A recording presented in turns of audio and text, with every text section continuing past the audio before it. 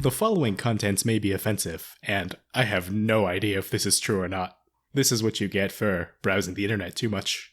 When I was only 3 years old, my mother told me that I shouldn't play with wires lest I be shocked. She never did explain to me what being shocked meant and what it felt like, and I was always left wondering. When I was 8, I learned from my teacher that metal conducted electricity. I could no longer quench my thirst for knowledge.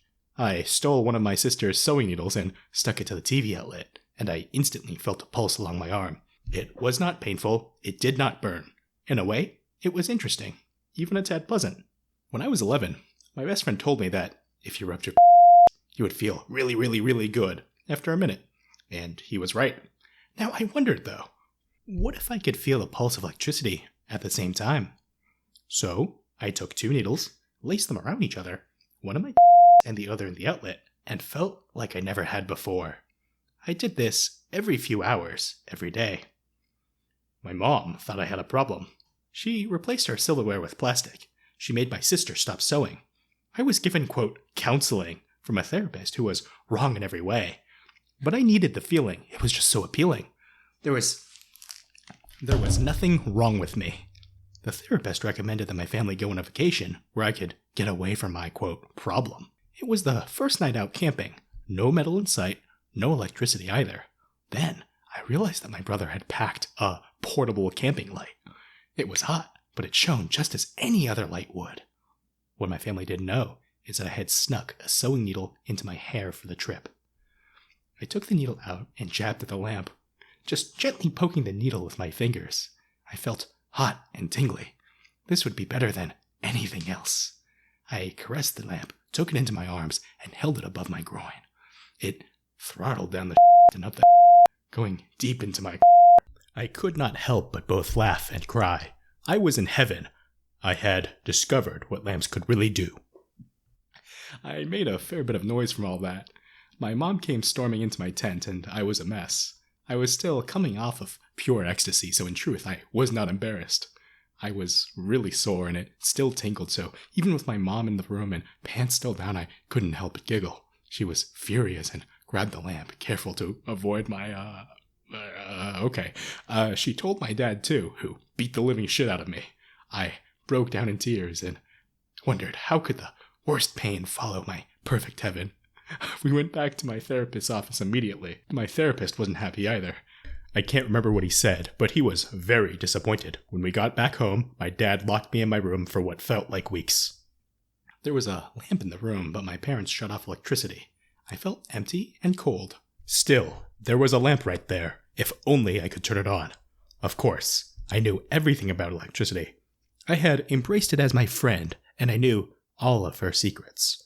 It wasn't long before I was thinking of a way to return. I scoured my entire room, but found little more than loose pocket change and lint. I no longer had any of my electronics.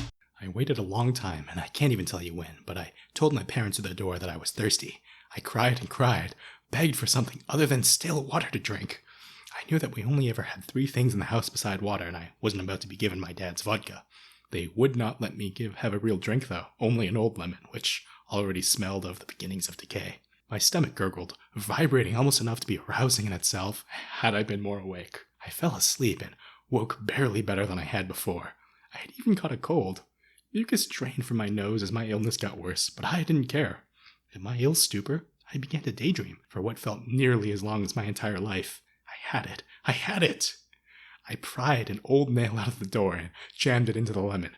I took a penny from my old search and jammed that into the other end of the lemon. I rested the base of my on the tip of the nail and made the penny my pedestal. I was the wire and the lemon was the lamp. I once again felt it coursing through me, reassuring me that I would be all right no matter what the punishment was. My prostate groaned almost as loud as my stomach, and I could not stand. I let the current run through me, tensing my thighs and clenching my hands.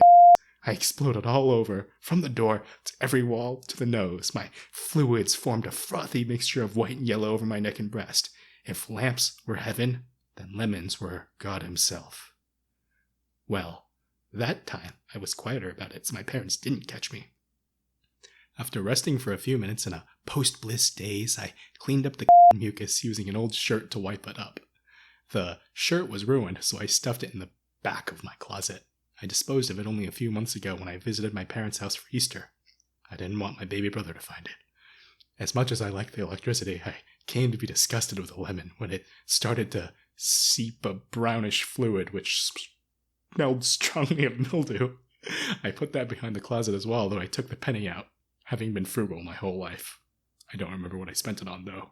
My parents let me out of the room after a week or so, though I had been allowed for short bits of time earlier to use the toilet and shower.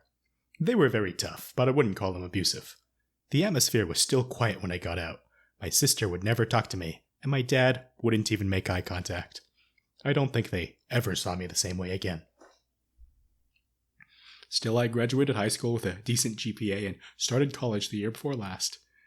I can't say that I've done anything quite so crazy with electricity as during my experimentation in middle and high school.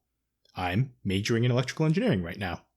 I'm not entirely sure what I'm going to do with that degree, but I'm heavily leaning towards designing more efficient electronics. While I respect the coal and oil industries for all the benefits they have given us, they won't last forever, and the more efficient our devices are, the smoother the green transition will be. I'm still a bit of an outcast at family outings, but it's been a lot better this year. I think my parents are starting to view me as being a bit more mature now. A bit ironic, though. Electricity certainly hasn't lost its appeal to me, either as a career path or as a form of personal entertainment. I've gotten a lot safer about it now, though. I wear electrical gloves and use EMS devices designed for medical usage, rather than trying to tame the spirit of a broken lamp or makeshift, rotting lemon galvanic cell. I guess that makes any stories I have a lot less interesting, but with any luck, it should at least increase my life expectancy. And what the fuck?